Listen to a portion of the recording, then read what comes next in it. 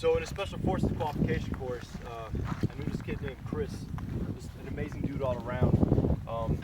He's been my friend for about 6 years now, and I seen on his Facebook that he lost one of his best friends.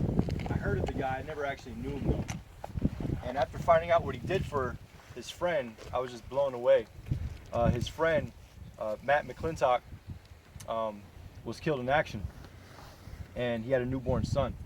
And so what my friend Chris did is every month he's writing in a journal, like Matt's son is already a man. And so when he becomes a man, he's going to give him that journal, talking about, you know, stories of his dad, you know, that Chris writes, and then anybody else that knows his dad writes about. And so I like that so much, I asked Chris if he could actually write me a story about Matt, about how he was killed, the battle, and what kind of a man he was. So today I want to talk about Sergeant First Class Matthew Q. McClintock. Matt was killed in action in Helmand Province, Afghanistan on January 5th, 2016. It was on that day, after a Black Hawk crash landed and several more helicopters failed to land, that Matt was at his best. Matt repeatedly exposed himself to enemy fire, engaging and killing several enemies in order to provide smoke for the aircraft attempting to land. After the second Black Hawk failed to land due to enemy fire, Matt and his teammate Jordan huddled together to devise a plan to gain more ground to establish a second landing zone. They grabbed one of the medics on the team and decided the compound adjacent to the one that they were currently occupying was their best bet. Before moving out, Jordan said, "There is little to no cover between the compounds, and we are going to get lit up the moment we step out." Jordan looked to the medic for acknowledgement and got an understanding nod. Then they both looked at Matt for confirmation. He smiled his signature ear-to-ear grin and said, "This is what we do."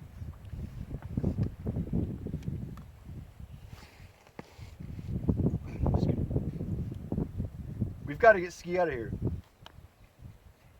Matt never made it to the other compound. Jordan would later go on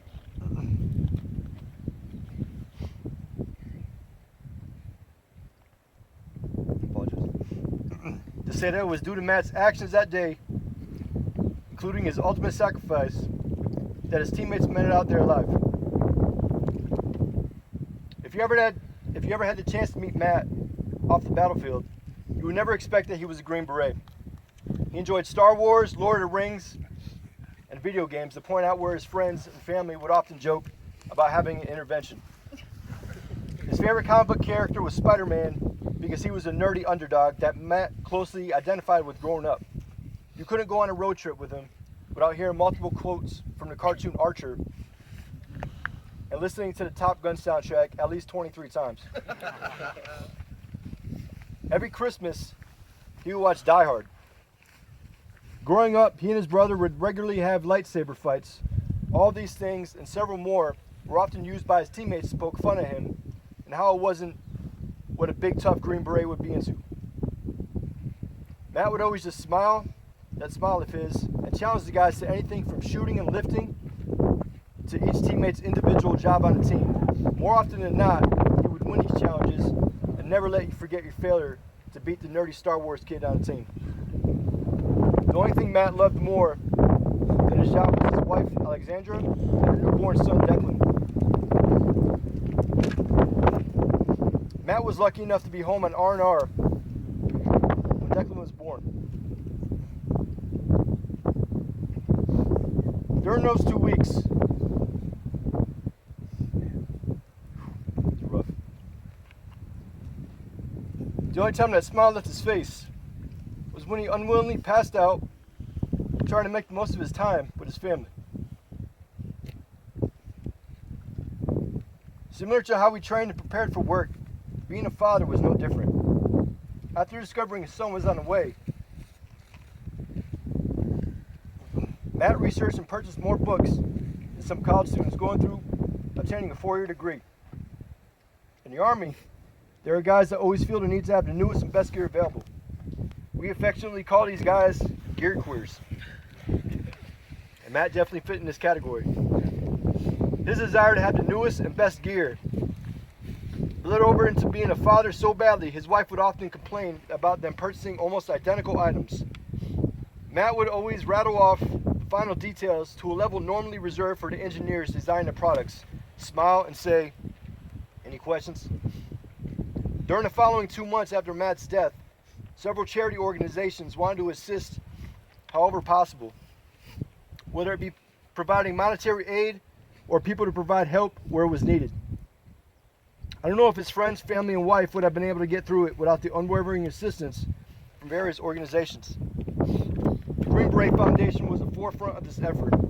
Matt's wife continually asked the Green Beret if she could come work for them after Matt was laid to rest in Arlington. What Alexandra didn't know was that Matt's friends and family had secretly started pursuing the means to start their own foundation in Matt's name.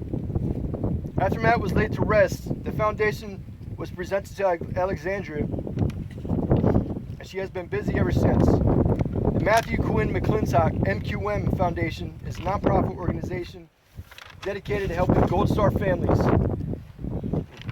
deal with the initial shock and what follows after losing a loved one. Alexandria feels that if she can use what she went through to aid others through their loss, that it would both honor her fallen husband and her heal as well. For more information, you can Google Green Beret Foundation, Matthew Quinn McClintock Foundation, and also Trust Fund for Declan.